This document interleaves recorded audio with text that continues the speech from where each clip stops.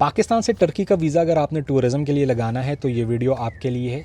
सबसे पहले याद रखिएगा कि पाकिस्तान से टर्की का जो वीज़ा होता है वो स्टिकर वीज़ा होता है और आपके पासपोर्ट के ऊपर लगता है। और सबसे पहले आप वीज़ा की कॉस्ट समझ लें कि वीज़ा पर तकरीबन आपके 60 से 70 हज़ार रुपया लगेगा। और ये आपने एम्बेसी में जाकर नहीं जमा करवाना, आपने अनातोलिया सेंटर में जाकर करवाना है।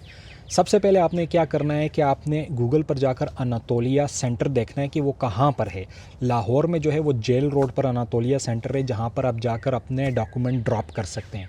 जो डॉक्यूमेंट आपको इस वीज़ा के लिए रिक्वायर हैं, अब हम उसकी बात करते हैं। सबसे पहले आपकी पिक्चर चाहिए जो वाइट बैकग्राउंड में होनी चाहिए, तकरीबन 2 पिक्चर होनी चाहिए। इसके अलावा आपका जो पासपोर्ट है वो तकरीबन 6 महीने का वैलिडिटी होनी चाहिए। इसके अलावा आपकी बैंक स्टेटमेंट 6 महीने की आपकी बैंक स्टेटमेंट होनी चाहिए। जो अकाउंट मेंटेनेंस सर्टिफिकेट होता है वो भी आपको चाहिए होता है। बैंक स्टेटमेंट और अकाउंट मेंटेनेंस सर्टिफिकेट आपने ब्रांच से साइन और स्टैंप लाजमी करवाना है। इसके अलावा अगर आप जॉब होल्डर हैं तो आपका एनटीएन होना चाहिए। आपकी आईडी कार्ड की जो कॉपी होती है वो A4 साइज़ के पेज के ऊपर आपने बड़ा बड़ा करके कलर में प्रिंट करा देना है। जहाँ पर आप काम कर रहे हैं एम्प्लॉयमेंट लेटर होना चाहिए। उस कंपनी से एनओसी होना चाहिए। एनओसी क्या होता है कि उसमें लिखा होता है कि इस बंदे को हम छुट्टी दे रहे हैं, ये टर्की जाना चाह रहे हैं, हमें पता है। आपकी 3 महीने की सैलरी स्लिप्स होती हैं जिसमें आपकी जितनी भी सैलरी आई हुई है कोशिश करें कि वो आपके बैंक स्टेटमेंट में भी शो हो।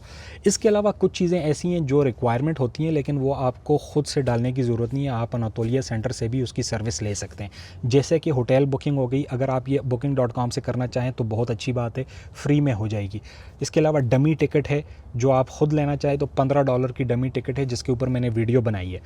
नहीं तो अनातोलिया वाले ये काम भी कर देंगे। इसके अलावा ट्रैवल इंश्योरेंस चाहिए होता है। अगर आप ये ख़ुद करना चाहते हैं तो मेरी वीडियो देख लें, नहीं तो अनातोलिया सेंटर जाकर आपका ये काम हो जाएगा। तो अब आपने ये सारे डॉक्यूमेंट अपनी एक फ़ाइल बनाकर आपने अनातोलिया सेंटर जाना है। अनातोलिया सेंटर में आप जब जाएंगे वहाँ पर टिकट होता है, बिल्कुल बैंक वाला हिसाब होता है, काउंटर लगे होते हैं। काउंटर पे जब आपकी बारी आएगी तो आपने काउंटर पर जाके अपनी फ़ाइल उनको देनी है, वो तमाम फ़ाइल चेक करेंगे। याद रखिएगा अनातोलिया सेंटर एम्बेसी नहीं है, ये एक ड्रॉप बॉक्स है।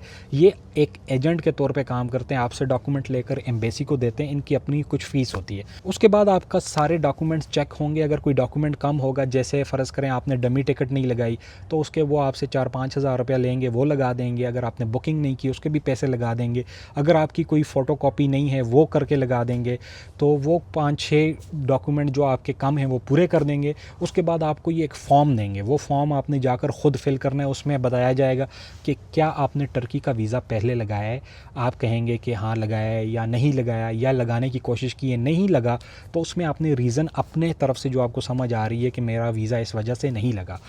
उसके अलावा अगर आपने किसी और कंट्री को विज़िट किया है वो भी आप उसमें लिख सकते हैं और अपनी ट्रैवल आइटनरी भी उसमें बता सकते हो। इसके बाद आपको वो भेजेगा फिंगरप्रिंट्स के लिए। आपके फिंगरप्रिंट्स होंगे, तस्वीर होगी, उसके बाद आप पैसे दोगे। आप जब वहाँ पर फ़ी जमा कराओगे तो आपको एक रसीद दी जाएगी और आपसे पासपोर्ट ले लिया जाएगा। जब आपके पासपोर्ट की कोई अपडेट आएगी तो ये आपको मैसेज कर देंगे या कॉल कर देंगे। आपने जाकर अपना पासपोर्ट कलेक्ट कर लेना है। अगर वीज़ा लगा होगा उसके ऊपर लगा होगा स्टिकर वीज़ा, अगर वीज़ा नहीं लगा होगा तो आखिरी पेजेस पर आपने जाके देखना है, रिजेक्ट का R लगा होगा और साथ टर्की की स्टैंप लगी होगी।